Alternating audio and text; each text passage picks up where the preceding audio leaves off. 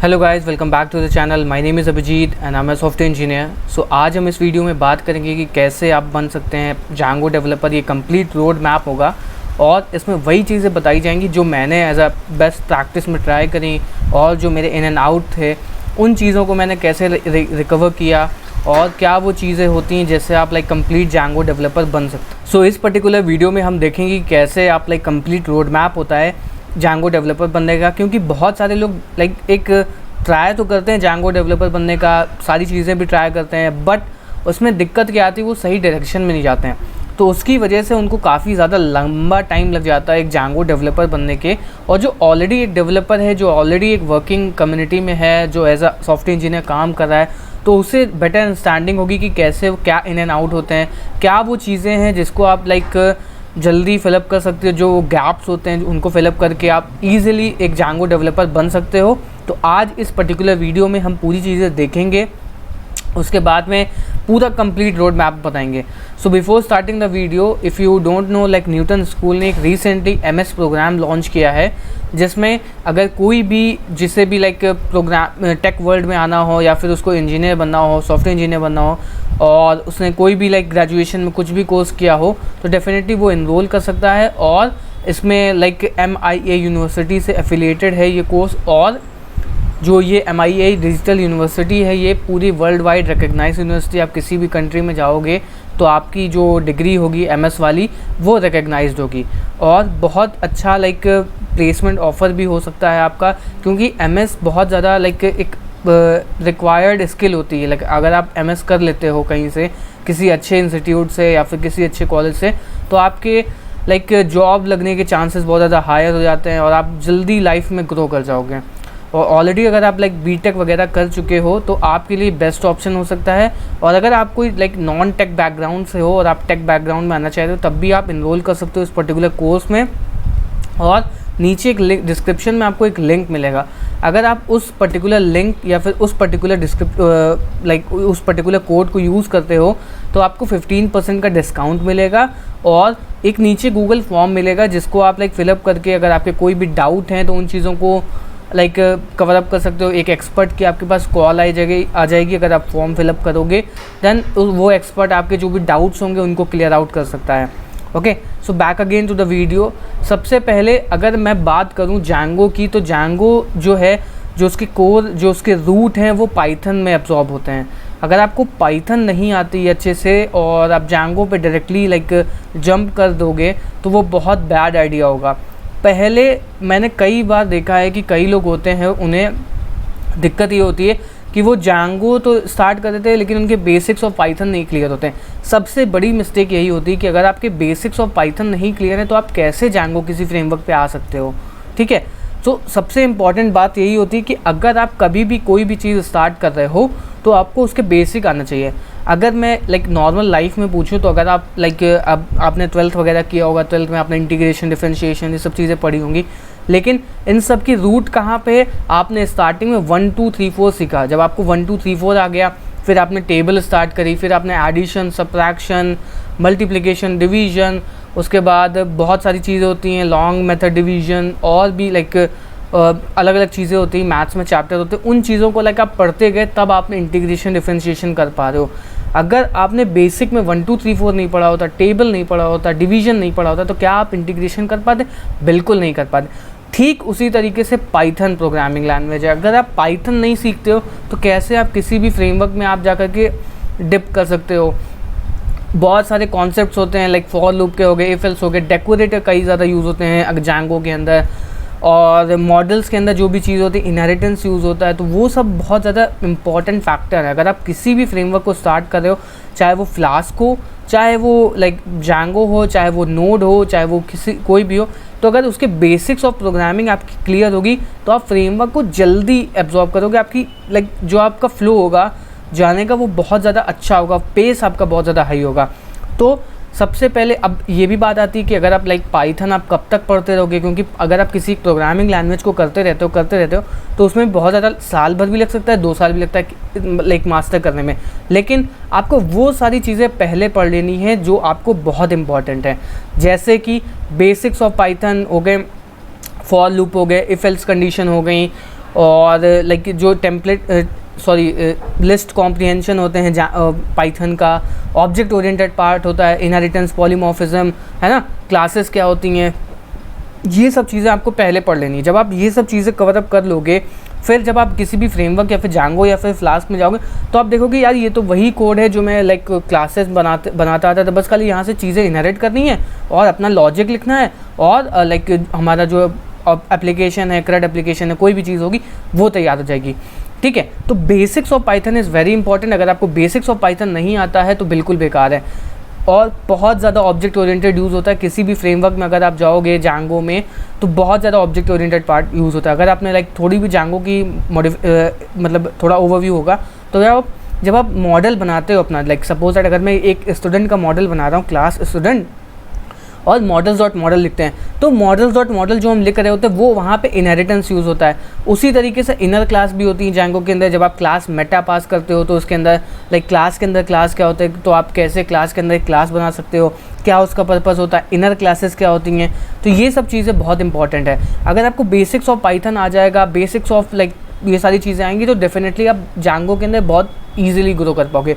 अब बात आती है कि कैसे आपने कॉन्सेप्ट तो आप पढ़ लोगे, जैसे फॉर लूप पढ़ लोगे, इफ एल्स पढ़ लोगे और डेकोरेटर पढ़ लोगे, ये सारी चीज़ें पढ़ लोगे, लेकिन सबसे बेस्ट पार्ट ये होती है कि आप इन चीज़ों को प्रैक्टिस कैसे करोगे। क्योंकि प्रैक्टिस अगर आप नहीं करोगे, आपने इफ एल्स कंडीशन लाइक सारे जो भी डेटा स्ट्रक्चर होते हैं, लिस्ट हो गया, डिक्शनरी हो गया, टपल हो गया, इन सबको आपने यूज़ कर लिया, लेकिन इन सबको आप इम्प्लीमेंट कैसे करोगे। क्योंकि अगर आपको पता तो चल जाएगा, ओवरव्यू हो जाएगा कि हाँ लिस्ट ये होता है, इसमें similar type of data type होते हैं, मतलब लिस्ट में डिफरेंट तरीके के होते हैं, एरे में आपको similar type of data item होते हैं, डिक्शनरी में की वैल्यू में होता है, टपल में लाइक इम्यूटेबल होता है। तो ये सारी चीज़ें कॉन्सेप्ट तो क्लियर हो जाएंगे, बट इन चीज़ों को एब्जॉर्ब आप यूज़ कहाँ करोगे। जब तक आप इन सब चीज़ों को प्रॉपर यूज़ नहीं करोगे तब तक आपको कोई चीज़ें क्लियर आउट नहीं होंगी। तो उसके लिए एक प्लेटफॉर्म होता है लाइक, या फिर कह सकते हो डेटा स्ट्रक्चर्स एंड एल्गोरिथम चीज़ें होती हैं। डेटा स्ट्रक्चर एंड एल्गोरिथम बहुत ज़्यादा इम्पॉर्टेंट है, बहुत ज़्यादा इम्पॉर्टेंट है, लिमिट क्रॉस इम्पॉर्टेंट है। अगर आपने डेटा स्ट्रक्चर एंड एल्गोरिथम इस चीज़ को स्किप कर दिया, आप लाइफ में ज़्यादा अच्छे डेवलपर नहीं बन पाओगे। आई कैन से, क्योंकि अगर आपने डेटा स्ट्रक्चर एंड एल्गोरिथम कर लिया, I am not talking about competitive programming, I am talking about data structure and algorithm. Data structure and algorithm बहुत आपको अच्छा, लाइक कुछ लोगों के लिए, कुछ केसेस के लिए डिफरेंट हो सकता है कि कुछ लोग प्रोजेक्ट्स करके लाइक होते हैं, उनका मेंटल एबिलिटी बहुत ज़्यादा हाई होती है कि वो सीधे प्रोजेक्ट करने लगते हैं। बट जो भी मिडिल क्लास या फिर नॉर्मल जो स्टूडेंट होता है उसके लिए डेटा स्ट्रक्चर एंड एल्गोरिथम बहुत इंपॉर्टेंट है। और ये एक सब्जेक्ट भी होता है, link list Q, stack queue, ये सब चीज़ें बनानी होती हैं। उन सब चीज़ों को आप बनाना सीखो, वो बहुत इंपॉर्टेंट है। जब उन सब चीज़ को बना लोगे उसके बाद आपको क्या होता है, पता चल जाता है कि लिंक लिस्ट क्या होता है, स्टैक क्या होता है, क्यू क्या होता है, लिस्ट क्या होता है, इन सब चीज़ों को कहाँ यूज़ होता है। अब आती है बात, आपका पूरा बेस तैयार है, आपको हर एक चीज़ आ गई, आपको डेटा स्ट्रक्चर आ गया, आपको बेसिक्स ऑफ पाइथन आ गई। अब बस आपको क्या करना है, डिक कर देना है, या तो फिर प्रोजेक्ट के साइड में या फिर डेटा स्ट्रक्चर के साइड में। और I personally recommend to start with data structure algorithm. अगर आप डेटा स्ट्रक्चर में जाकर के स्किप करोगे और आपने 2-3 महीने आपने वहाँ पे दे दिए तो आपके लिए ये लाइफ लॉन्ग हो जाएगा। आपके दिमाग में मेंटल एबिलिटी बढ़ जाएगी, आपको प्रोग्रामिंग के लॉजिक्स क्लियर हो जाएंगे कि जब आप एक एप्लीकेशन बनाते हो तो आपको बहुत ज़्यादा वो सब क्लियर हो जाएगा, क्या कहते हैं, लॉजिकल पार्ट की, कैसे इस डेटा को सेव करेंगे, कैसे ये आ रहा है कार्ट वाला लॉजिक क्या करेंगे, तो ऑटोमेटिकली आपके पास लॉजिक क्लिक करने लगेगा। उसके लिए एक पर्सनल बहुत अच्छी वेबसाइट का नाम है लीड कोड। ठीक है, तो लीड कोड पे आप जाओ और एट अप्रॉक्सीमेटली 200 to 300 क्वेश्चन आप सॉल्व कर लो। ओके, सो 200 to 300 आप क्वेश्चन जब सॉल्व कर लोगे तो आपको बहुत अच्छा लाइक ओवरव्यू मिल जाएगा कि कैसे आप लाइक चीज़ें लर्न करते हो, कैसे आपको लाइक लॉजिक पार्ट क्लिक करता है, ये सब चीज़ें बहुत ज़्यादा क्लियर हो जाएंगी। तो इसमें बस करना क्या होगा, आपको यहाँ पे आपको कुछ नहीं करना है, बस आपको साइन अप कर देना है। साइन अप करने के बाद में यहाँ पे ऑटोमेटिकली प्रॉब्लम्स आती हैं, उन प्रॉब्लम्स को लाइक सॉल्व करते चले आना है। ठीक है, लीड कोड पे जाते हैं, इंटरव्यू पे नहीं जाना है। ठीक है, लीड कोड पे जाते हैं, लीड कोड पे आपको जाकर के सिर्फ और सिर्फ प्रॉब्लम सॉल्व करनी, वो भी 200 to 300। मैंने अपने टाइम पे थोड़ी बहुत प्रॉब्लम सॉल्व कर ली थी, उससे ज़्यादा थोड़ी बहुत क्लियरिटी हो गई थी कि मैंने लाइक अप्रॉक्सीमेटली मुझे याद नहीं 300 समथिंग प्रॉब्लम सॉल्व करी थी। उससे बहुत ज़्यादा किक मिला था, इतना ज़्यादा किक मिला था कि मैं बता नहीं सकता कि मतलब बहुत अनलिमिटेड किक मिला था। और कई बार क्या होता है, आपको लगेगा कि यार प्रॉब्लम सॉल्व नहीं हो रही है, बहुत दिक्कत हो रही है, इन सब से क्या करें। तो डेफिनेटली वहाँ पे आपको लाइक नहीं होना है। जो बहुत मेजर, जो बहुत ज़्यादा गुड प्रॉब्लम होती है वही लीड कोड पे हैं। आपको सारी प्रॉब्लम नहीं करनी है, बमुश्किल आपको 200 to 300 के बीच में प्रॉब्लम सॉल्व कर लेनी है, आपका काम हो जाएगा। आपको लॉजिकल पार्ट क्लियर हो जाएगा, आपको लाइक पाइथन के बेसिक्स क्लियर हो जाएंगे। अगर आप पाइथन से सॉल्व करते हो, आपकी मेंटल एबिलिटी खुल जाएगी। अब आप गुड हो। अब जब आप यहाँ तक इस स्टेज तक अगर आप आ गए हो, तब आप जैंगो स्टार्ट करो। उससे पहले जैंगो का डी भी मत ध्यान दो। अगर आपने इन सब चीज़ों को नहीं किया, अगर आप अभी भी जैंगो पे हो, प्लीज़ वहाँ से वापस लौट जाओ। क्योंकि अगर आप किसी कंपनी में जाओगे फिर वहाँ से वापस आओगे तो वो बहुत ख़राब हो जाएगा। उस टाइम पे आपके पास टाइम नहीं होगा, उस टाइम पे आपके पास एज नहीं होगी। तो वो सबसे बेस्ट पार्ट है कि आप क्या करो, सबसे पहले LeetCode, basics of Python, object oriented part, इन सब चीज़ों को कवर करो। उसके बाद यहाँ पे आओ किस पे, जैंगो पे। ठीक है, जैंगो पे आने के बाद में, जैंगो में भी कुछ चीज़ें होती हैं कि लोगों को बेसिक ऑफ डेटाबेस नहीं आता है। बहुत इंपॉर्टेंट है, बहुत ज़्यादा इंपॉर्टेंट है। क्योंकि जैसे जैंगो एक हाई लेवल फ्रेमवर्क है, इसमें हम ORM यूज़ करते हैं कोई भी क्वेरी लिखने के लिए। लाइक रॉ क्वेरी नहीं लिखते हैं, रॉ SQL नहीं लिखते हैं, हम सीधे क्या करते हैं, ORM यूज़ करते हैं। तो उस ORM के बिहाइंड द सीन क्या चीज़ें होती हैं, बिहाइंड द सीन जो ORM हमारा होता है वो SQL क्वेरीज़ को वो मतलब जो ORM होती है उनको SQL में कन्वर्ट करता है। तो वो बहुत इंपॉर्टेंट है। जैसे अगर आप जैंगो पे आ गए हो तो मेरा एक पर्सनल रिकमेंडेशन ये रहेगा कि आपको बमुश्किल 2 दिन लगेंगे। एक दिन आपको SQL सीखने में लगेगा, 1-2 घंटे का वीडियो आप देख लो, यूट्यूब पे फ्री ऑफ कॉस्ट मिल जाएगा। अगर आप चाहते हो कि मैं एक SQL का वीडियो बना दूं तो आप नीचे कमेंट सेक्शन में बता सकते हो, मैं इसी पर्टिकुलर चैनल पे SQL का वीडियो बना दूंगा। जब SQL का वीडियो आपको आ जाएगा, फिर आप जैंगो के अंदर क्वेरी जब करोगे तो अच्छे समझ, अच्छा ये इसका मतलब ये, अगर मैं student.object.all कर रहा हूँ तो बिहाइंड द सीन क्या, अच्छा select all from this table, अच्छा student.object.get id इक्वल टू, अच्छा select all from student where id equal to this. इस तरीके की चीज़ें आपको समझ में आएगी, है ना। तो बहुत इंपॉर्टेंट चीज़ है। लाइक अगर रॉ SQL लर्न कर लोगे बहुत ज़्यादा बेनिफिट करेगा। अब उसके बाद जब आपको जैंगो आ गया, आपको बेसिक्स ऑफ पाइथन आ गया, SQL आ गया, डेटा स्ट्रक्चर एल्गोरिथम, अब आपके पास सारे हथियार तैयार हैं, हर एक चीज़ आपके पास तैयार है। आपको कोई भी लाइक रोक नहीं सकता प्रोजेक्ट बनाने से। अब आप स्टार्ट करो जैंगो से। जैंगो का बेसिक कंटेंट ऑलरेडी चैनल पे, बेसिक्स ऑफ जैंगो सीखो, कैसे CRUD ऑपरेशन परफॉर्म किया जाता है, कैसे HTTP रिक्वेस्ट होती हैं, क्या चीज़ें होती है, जैंगो की लाइफ साइकिल क्या होती है, क्यों जैंगो यूज़ करते हैं, क्यों हम अपना बेसिक ऑफ पाइथन नहीं यूज़ करते हैं कोई सर्वर बनाने के लिए, और जैंगो में ऐसा क्या खासियत है जो अलग फ्रेमवर्क में नहीं है। ये सब चीज़ें भी थोड़ी बहुत इंपॉर्टेंट है। अगर आप सीख लोगे तो बेस्ट पार्ट है, अगर नहीं सीखोगे तो कोई इतना ज़्यादा फ़र्क नहीं पड़ता है। लेकिन अब हम आते हैं जैंगो पे।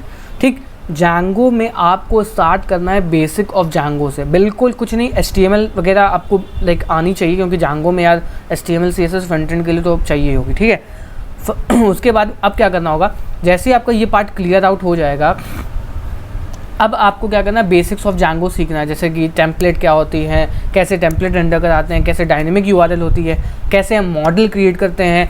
और जब आपको ये क्लियर हो जाएगा तो सबसे ज़्यादा इंपॉर्टेंट पार्ट है, आपको कम से कम 3 से 4 दिन देने हैं जैंगो के ORM पे। आपको एक कॉम्प्लिकेटेड लाइक डेटाबेस बनाना है। स्टूडेंट हो गया, टीचर हो गया, और इसमें फॉरेन की हो गई। तो रिलेशनशिप जो होती हैं, जैसे फॉरेन की होगी, 1 to 1 हो गई, मैनी टू मैनी, ये सारी रिलेशनशिप को बेटर अंडरस्टैंडिंग होनी चाहिए कि इन एंड आउट क्या होते हैं, क्या बिहाइंड द सीन रिलेशनशिप होती है, फॉरेन की क्या होती है, और 1 to 1 क्या होती है, मैनी टू मैनी क्या होती है, ये सब चीज़ें का डिफरेंस क्या होता है। ठीक है, जब आपको ये सारी चीज़ें क्लियर आउट हो जाएंगी, फिर आप एक कॉम्प्लिकेटेड डेटाबेस बनाओ। कॉम्प्लिकेटेड डेटाबेस में सबसे ज़्यादा इंपॉर्टेंट है कि बहुत ज़्यादा कॉम्प्लिकेटेड होना चाहिए। लाइक फॉरेन की बहुत सारी होनी चाहिए, 1 to 1 होना चाहिए, मैनी टू मैनी होना चाहिए, ये सारी चीज़ें होनी चाहिए। जब आप एक कॉम्प्लिकेटेड डेटाबेस बनाओगे, फिर उसको शेल होता है जैंगो के अंदर, python manage.py शेल लिखोगे तो आप शेल के अंदर आओगे। सारे मॉडल को इंपोर्ट करो, सारों में डेटा भरो, सारों को क्वेरी करना सीखो। मतलब जैसे अगर मान लो कोई फॉरेन की का डेटा है, स्टूडेंट के अंदर कोई डिपार्टमेंट है और उस पर्टिकुलर डिपार्टमेंट से मुझे उस सारे स्टूडेंट को लेकर के आना है, तो मैं कैसे लेकर के आऊँगा। अगर मुझे किसी स्टूडेंट का ऐसा लेकर के आना है जिसकी एज इससे कम हो, तो वो मैं कैसे लेकर के आऊँगा। किसी स्पेसिफिक डेट ऑफ बर्थ में कोई स्टूडेंट मतलब हुआ हो, कैसे एनोटेशन यूज़ करते हैं, कैसे एग्रीगेशन यूज़ करते हैं Django के अंदर, वो सारी सीखो। आपको कम से कम 3 दिन देने हैं Django के ORM में। जब आप Django के ORM में 3 से 4 दिन दे दोगे, तब आपको लगने लगेगा हाँ यार अब मैं कुछ कर सकता हूँ Django के अंदर, अब मैं क्वेरी कर सकता हूँ, अब मैं मतलब काफ़ी ज़्यादा हद तक कर सकता हूँ चीज़ें। अब आप यहाँ पे गुड टू गो हो। अब आप प्रोजेक्ट बनाओ, CRUD ऑपरेशन बनाओ और कोई भी चीज़ बनाओ, अब आप इजीली बना सकते हो। बस इसमें अब क्या होगा, अब बस आपको ऑप्टिमाइजेशन पे ध्यान देना है, क्योंकि आपको क्वेरी करना आ गया और कैसे डेटा को स्टोर करते हैं, कैसे क्या करते हैं, ये सारी आ गई। अब आपको क्या करना होगा कोई भी जैसे कोई वेबसाइट देखो, जैसे सपोज दैट एक कोई वेबसाइट है जिसमें पेमेंट गेटवे इंटीग्रेट करना है, ई-कॉमर्स एप्लीकेशन है, उसमें पेमेंट गेटवे इंटीग्रेट करो, Django के अंदर ऑथेंटिकेशन पढ़ो और Django के अंदर OTP इंटीग्रेट करो, Redis इंटीग्रेट करो, ये सारी चीज़ें इंटीग्रेट करो।